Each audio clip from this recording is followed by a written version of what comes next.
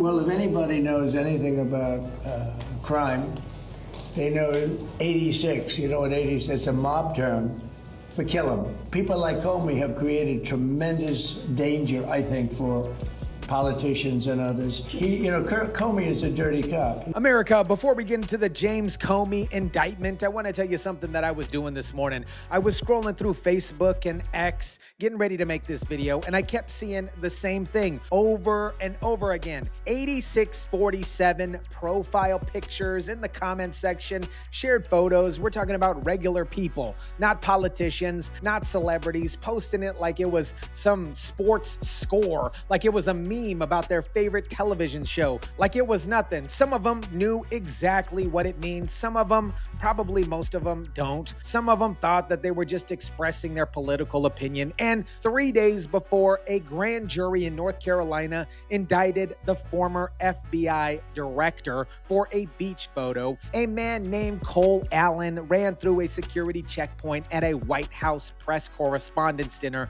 in April 25th with a shotgun. His manifesto was filled with the exact same labels about the president that have been floating around social media for years. But here's the piece that nobody is connecting this week.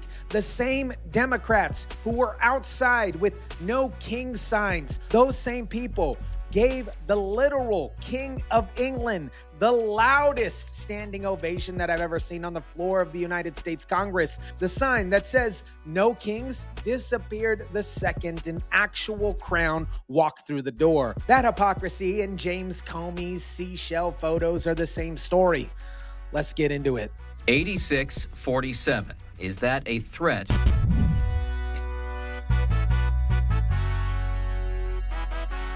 What is up, guys? Tyson DeLaCruz here. Thank you so much for rocking with me. Let me lay out the basic facts clearly so everything absolutely makes sense. May 15th, 2025, James Comey is walking on the beach in North Carolina. He miraculously sees seashells arranged in a pattern that spells 8647. He takes a photo. He posts it on Instagram with the caption that reads, "Cool shell formation on my beach walk." He deleted it the same day after obvious Republican backlash. He told the internet he didn't realize some folks associated those numbers with violence. "It never occurred to me I oppose violence of any kind, so I took it down." Then went on MSNBC and he went further and called it a clever way to express a political viewpoint. The Secret Service investigated it immediately in 2025. Nothing happened publicly. On April 29th, 2026, almost a year later, a grand jury in the Eastern District of North Carolina returned a true bill. That means 12 American citizens reviewed the evidence and voted yes, there was enough here to charge this man. Today, a grand jury sitting in the Eastern District of North Carolina returned an indictment against James Comey on 2 counts. The first count is that on or about May 15th of last year, he knowingly and willfully making a threat to take the life of and to inflict bodily harm upon the President of the United States. Count 2, same day, May 15th, 2025, that the defendant, James Comey, knowingly and willfully transmitting in interstate commerce a communication that contained a threat to kill the President of the United States. Both of these counts carry a maximum term of imprisonment of 10 years. Knowing and willfully, those 2 words are the entire legal battle here. The prosecution doesn't have to prove that Comey wanted Trump dead. They have to prove he knew or should have known that posting that image would be seen as a threat. And the person that they're making that argument about ran the FBI for 4 years. Quick note on why this is his second indictment. The first one, September 2025, was completely different charges. Lying in Congress, leaking memos. A federal judge threw it out in November 2025. Not because Comey was cleared, but because the prosecutor had ruled unlawfully appointed. The charges themselves were never ruled on. The DOJ regrouped, brought in a new grand jury on the brand new charges, and came back 14 months later. Comey didn't stay quiet. He posted a video to Substack the same day the charges were dropped. He's calm, he's collected, he says 3 things. Watch how he delivers it. "I'm still innocent, I'm still not afraid, and I still believe in the independent federal judiciary, so let's go." He knew exactly what that meant. A child knows what that meant. If you're the FBI director, and you don't know what that meant? He got arrested, processed through federal court, and released with no conditions. No ankle monitor, no travel restrictions, nothing. He walked out a free man that day. He's not in prison right now, but Let's Go takes on different weight when the trial could send you away for 20 years. Here's why his I don't know defense is incredibly, absolutely hard to run. The government was pressed on this directly. Sir, how will you prove intent when, as the director had acknowledged, Mr. Comey said he did not associate 86 with doing harm, and he took it down promptly, said it was political speech, not an intent to harm the president? Well, it's not, this case was indicted today. This conduct occurred about a year ago, May 15th of last year. There's been a tremendous amount of investigation. And how do you prove intent in any case? You prove intent with witnesses, with documents, with the defendant himself to the extent it's appropriate. He refused to say what it is because releasing it before the trial would be particularly unfair. That means Comey's legal team walks into discovery, the process where both sides share evidence, not knowing what 11 months of FBI and Secret Service investigation actually produced. The unknowing here is the thing keeping Comey's lawyers probably up at night, not the case that you guys have seen publicly. A reporter at Blanche's press conference asked the question that made every Democrat politician's phone blow up that afternoon. Watch what he said and watch what Blanche refused to say. Obviously, in light of yesterday's indictments, I wonder if the Justice Department's envision that anybody who posts the numbers 8647 is subject to potential investigation and potential criminal charges. Look, every case is different. Every threats case is different. And so that means that there can, what does that mean? That means that the nature of the threat, the person who makes this threat, and then the investigation around the threat. And so you cannot, it would be ill-advised for anybody to compare a particular statement to another statement that appears similar when there's been a thorough investigation. Nobody in this room has any idea what happened during a grand jury investigation between May 15th and yesterday. And so that's reflective of the work that the FBI, the Secret Service, U.S. Attorney's Office in the Eastern District of North Carolina did. He said every case depends on the person who makes the threat, not just the post itself. The person, their background, their platform, what's said around it. That word person is doing a lot of work in that answer. And it points directly to somebody who became very newsworthy the day after this press conference. That same reporter asked about Gretchen Whitmire specifically. She appeared on Meet the Press, and sitting behind her on her table, visible on national television, was a small sign, and it said 8645. Same slang here, same meaning. But here's what makes her clip something different than just a prop on a desk. Incredibly disturbing that the President of the United States, 10 days after a plot to kidnap, put me on trial, and execute me, 10 days after that was uncovered, the President is at it again and inspiring and incentivizing and inciting this kind of domestic terrorism. It is wrong. She is describing a kidnapping plot. She's saying the president is inspiring domestic terrorism against her. She's talking about what it means to be a target of violent political language. And the table beside her, visible to every single viewer that is watching Meet the Press that day, a sign that says, do the same thing to the other guy. Blanche was asked about her by name. His answer was not, she's fine. His answer was, every case is difficult. That's not an answer. That, to me, it's a warning. Now, let me show you the thing that sums all of this up in two clips that nobody's putting together side by side. Starting early 2026, no kings, you guys are, no kings, became a protest slogan for the Democratic Party. You saw it absolutely everywhere. Signs at rallies, chants outside government buildings, elected officials retweeting it. The message from the left was simple. We live in a democracy, not in a monarchy. No one person should have unchecked power. No kings.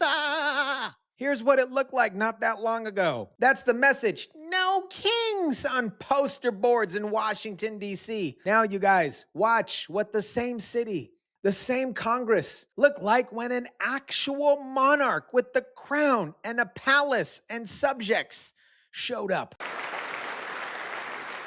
Members of Congress, I have the high privilege and distinct honor of presenting to you His Majesty Charles III.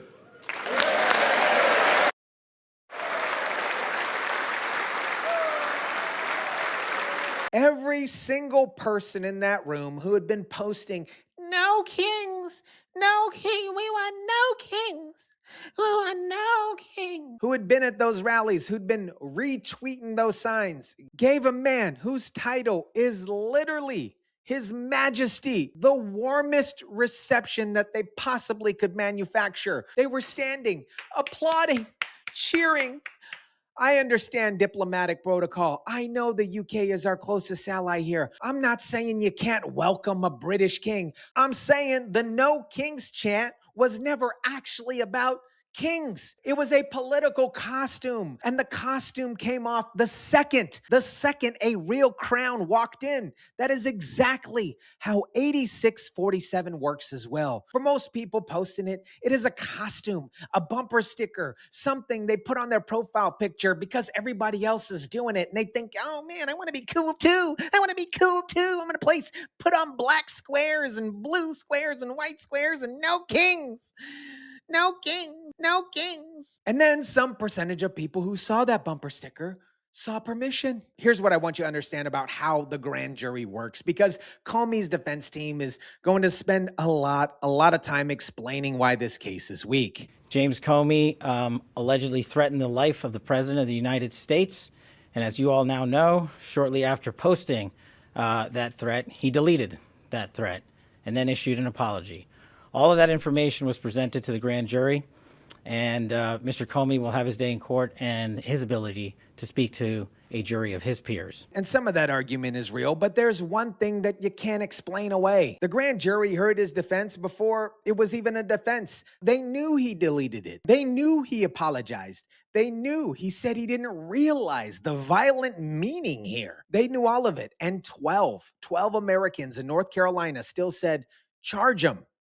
Charge that fool." That's not a rubber stamp, my friends. That is a decision. Now we gotta be fair like an albino in the sun. Here is an honest, quote unquote, version of the other side, because Comey has a real legal argument. We're waiting to hear, as Caitlin just noted, where this was even brought and what the charges are. Two of the likely angles that she mentioned there, if they were to try that again, whether it's the perjury issue that was tried in the Eastern District of Virginia, or if it's that photo with the 8647, if they try to bring up some kind of threat against the president, prosecution along those lines, those would be a joke. They're, the pretrial motions write themselves. A third-year law student can get those tossed, let alone the top team he'll have defending him. He said a third-year law student could get this tossed.